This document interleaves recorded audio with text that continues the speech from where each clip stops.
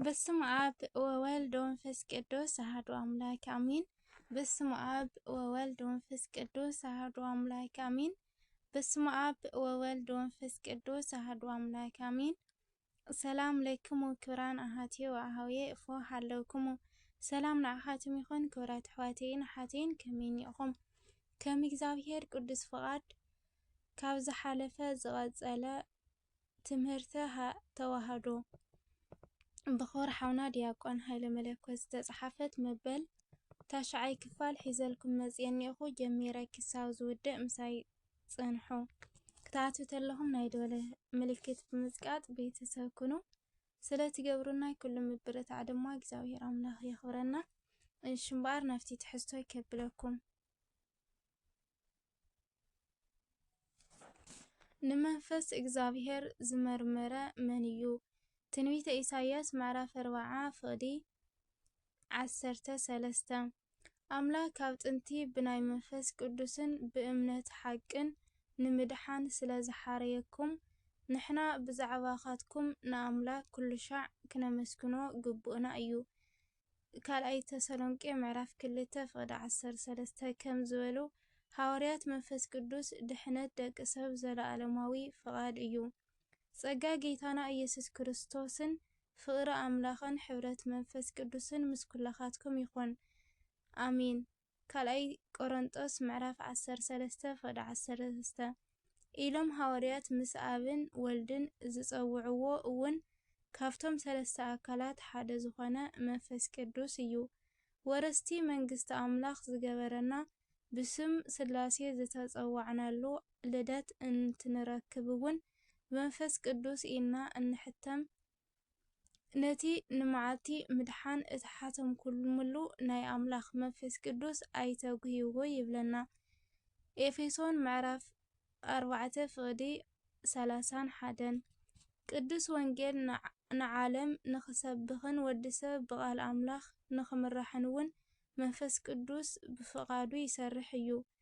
እቲ ወንጌልና ብሓይልን ብመንፈስ ቅዱስን ببزوح مردان كا ايو امبر بقال طرح اي مصاكمن نسخاتكمون ببزوح جنقي بناي منفس قدوس حوس نتي قال بمقبالكم سعابتنان سعابتي غويتانان كوينكم قدماي تسالونقي معرف 1 فقد 5 تباهيلو كم تتصحفه ኣብ ጥምቀት ጌታና ኢየሱስ ክርስቶስ ምስጢረ ስላሴ ከም ዝተጋሃደ ወልድ ብፍሉይ አካሉ እንትጥመቅ ኣብ ዝፈትዎ ወደይ እዚ እዩ እንትብል መንፈስ ቅዱስ እውን ብርግቢ አምሳል ወሪዱ እዩ ኢላ ቤተ ክርስቲያን ትምህር።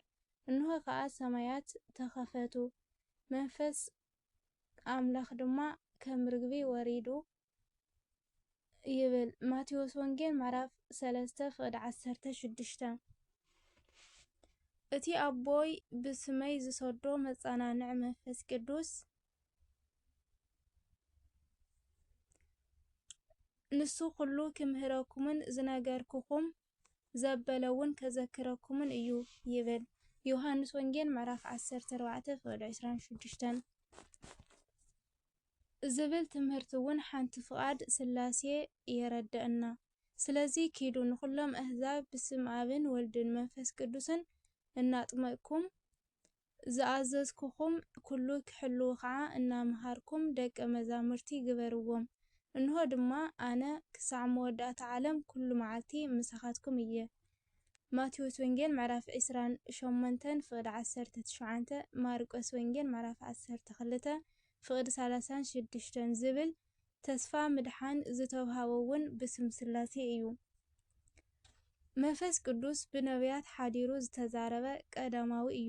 ኣብ ጸሎተ ሃይማኖት ዘነበበ በነቢያት ኣብ ነቢያት ሓዲሩ ዝተዛረበ ተባሂሉ ከም ዝተጻሓፈ ከም እውን ከምቲ ብመንፈስ ቅዱስ በአፍ አቦና ዳዊት ባርያኻ ስለምንታይ አህዛብ ሓረቁ ህዝብስ ከንቱ ሓሰቡ ነገስታት ምድሪ ተለዓሉ እቶም መኳንንቲ ድማ ንእግዚአብሔርን ንመሲሑን ክጻረሩ ብሓደ ተኣከቡ ዝበልካዮ ይብል። ግብረ ሐዋርያት ምዕራፍ 4 ፍቅዲ 25 መንፈስ ቅዱስ ዝፈርድን ኣብ ልዕሊ ሰባት ዝምስክርን ሓደ አካል ስላሴ እዩ። መንፈስ ቅዱስ እውን ምስክር እዩ ይብል ግብረ ሐዋርያት ምዕራፍ 4:32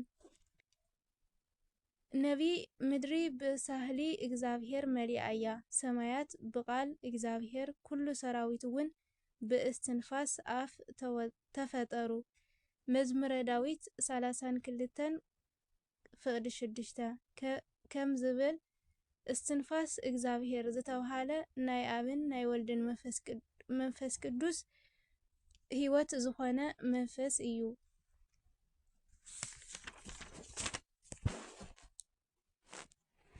መንፈስ ቅዱስ ዘይምርመርን ብሰብ ጥበብ ዘይብፅሖን ልዑል ክብርን ምስጉንን ንምዃኑ ነቢ ኢሳያስ ከምዚ ይብል ንመንፈስ እግዚአብሔር ዝምርመረ ወይስ መኻሪኡ ኮይኑ ዝመኸሮ መን እዩ ይብል ትንቢተ ኢሳያስ ምዕራፍ 40:13 ስለዚ መንፈስ ቅዱስ ካብ አብን ወልድን አይበልፅን አይንእስን እዩ። ጉባኤ ኤፌሶን ጉባኤ ኤፌሶን ብ431 ዓመተ ምህረት ኣብ ኤፌሶን ቁጽሮም 200 ዝኾኑ ሊቃነ ጳጳሳት ኣብ ዝተረኸበሉ ንንስጥሮስ ንምምዓድ እንትእከብውን ንምውጋዝ ዝተገበረ ጉባኤ እዩ። ትምህርቲ ንስጥሮስ ኢየሱስ ክርስቶስ ክልተ አካል ክልተ ባህሪ እዩ። ካብ ማርያም ዝተወለደ ታራ ሰብ ዕሩቕ ብእሲ እምበር አምላኽ ኣይኮነን ወልደ አምላኽ ወልደ ማርያም ድማ ካልእ እዩ ዝብል እዩ ነይሩ። ለቲ ስብሃት ከም አረዳድኣ ንስጥሮስ ስጋ ንቃል ማህደሩ ተሰኪሙ እዩ። ስጋን ቃልን ከም ዳዊትን ማህደርን ሰይፍን ሰፈር ሰይፍን ከም ማለት እዩ። ሓደ ካብ ትምህርቲ ንስጥሮስ ድንግል ማርያም ተራ ሰብ ወለደት መለኮት ድማ ነዚ ሰብ እዚ ብሓይሊ መልኦ እምበር ድንግል ማርያም አምላኽ ኣይወለደትን። ስለዚ ድንግል ማርያም አደ ኢየሱስ ትበሃል እምበር ወላዲተ አምላኽ ታኦዶክስ ክትበሃል ኣይግባኣን ዝብል ነበረ። ላቲ ስብሃት ብተወሳኺ ካብ ስጋ ዝተወለደ ስጋ እዩ ዝኸውን በለ። ንስጥሮስ ድማ ትምህርቲ ንስጥሮስ እቲ ናይ ምድሓን መንገዲ ዝተጀመረ ክርስቶስ ካብ ድንግል ድሕሪ ምውላዱ ቅሩብ ጸኒሑ እምበር ብመጀመርታ ውልደት ከሎ ኣብ ትስብእቲ መለኮት ኣይነበሮን ይብል። እዚ ንምባል ድማ ኣይከኣልን ምክንያቱ ዕላማ ዘይብሉ ናይ ድሕነት ስራሕ የለን እሞ እቲ ንምድሓን ዝመፀ ኣቐዲሙ ከድሕን ብዝኽእለሉ መለኮታውን ስጋውን ውህደት ደኣ መፀ እምበር። ካልእ ናይ ስሕተት ትምህርቱ ከምቲ ኣብ ግዜ ጥምቀቱ መንፈስ ቅዱስ መፂኡ ዝመልኦ ከምኡ ክርስቶስ ምሕደረ አምላክ ኮነ። እዚ ማለት ክርስቶስ ፀዋረ አምላኽ ቴዎስፎሮስ ኮነ ይብል። ለቲ ስብሃት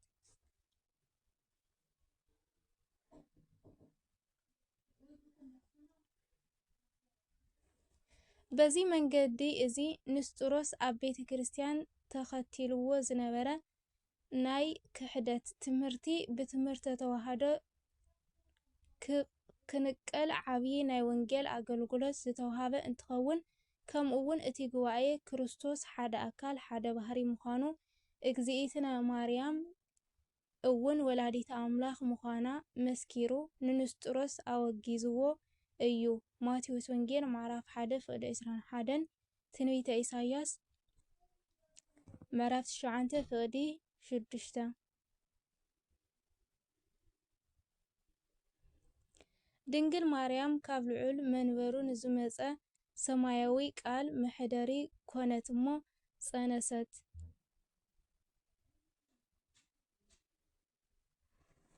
በዚ ድማ ሰብኣዊ ባህሪ ወሰደ ወለደተውን። እቲ ዝተወለደ ሰብ ዝኾነ አምላኽ ንድንግል ፈጣሪኣ ስለዝኾነ ቅድስት ቤተ ክርስቲያን ድንግል ወላዲተ አምላኽ እያ ኢላ ትምህር።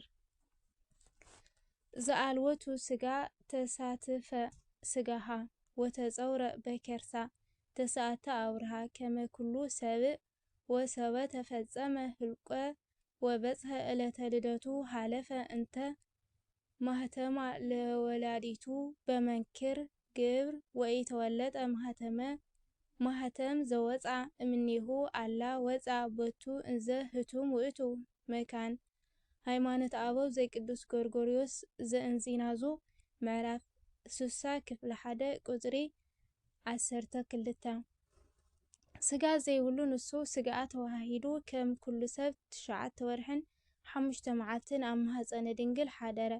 ዝወለደሉ መዓልቲ ምስ በጽሐ ብዘይምርመር ስርሒት ብሕቱም ድንግልና ተወለደ። ናይ ድንግልና ማህተም ኣይተለወጠን። ናይ ድንግልና ማህተም ከይለወጠ ተወለደ እምበር። ቤተ ክርስቲያን ነቶም ባህሪ ኣምላኽ ዝኸፋፍሉን ካብ ሰበይቲ ተራ ሰብ ኮይኑ ተወለደ ዝብሉን ኣወጊዛቶም እያ።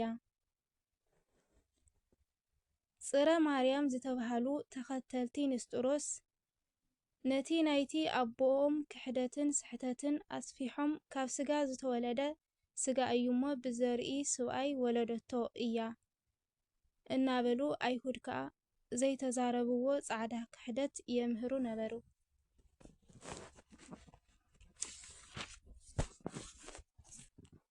የምህሩ ብምንባሮም ቅዱስ ቄርሎስ ንክሕደት ንስጥሮስ ምስ መልሱ ብ12 ውግዘት ኣወገዘ።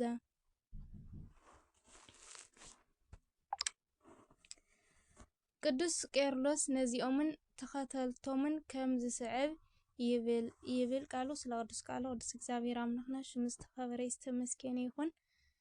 ኣብ ዝመጽእ መበል 10 ክፋል ናይ ቅዱስ ቄርሎስ ቃላት ዝብል ሒዝናልኩም ክንመጺና እስካብ ሽዑ እግዚአብሔር አምላክ ብዘለናዮ ይሓልወና። ወስብሐት ለእግዚአብሔር ወለወላዲቱ ድንግል ወለመስቀለ ክቡር አሜን።